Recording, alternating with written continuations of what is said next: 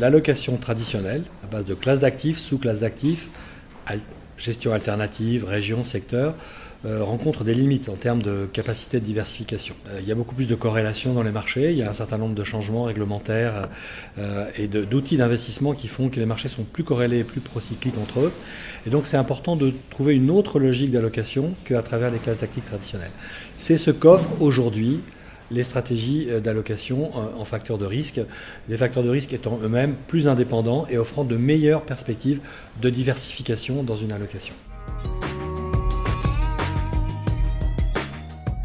Un investissement en facteur de risque va servir à modifier le profil de son allocation cœur en mettant par exemple un tilt sur un certain facteur, le facteur value, le facteur small cap, le facteur low risk, le facteur momentum autour de son portefeuille core pour rechercher une surperformance sur le long terme en allant capturer des primes de risque qui sont réellement rémunérées.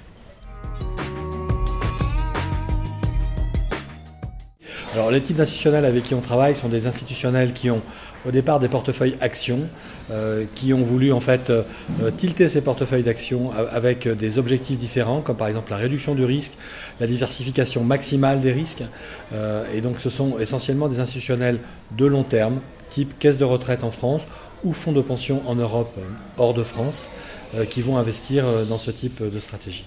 Il s'agit plutôt d'une nouveauté dans le marché.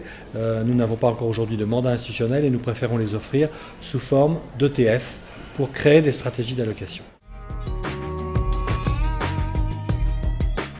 Les 5 facteurs fondamentaux les plus robustes que nous recommandons d'utiliser sont le facteur faible risque, low risk, le facteur value, le facteur quality, le facteur momentum et le facteur taille, c'est-à-dire les small cap. Dans la prolifération et le zoo de facteurs, comme le disent certains académiques aujourd'hui, très peu sont réellement robustes et rémunérés dans chaque région à travers le temps et sur le long terme.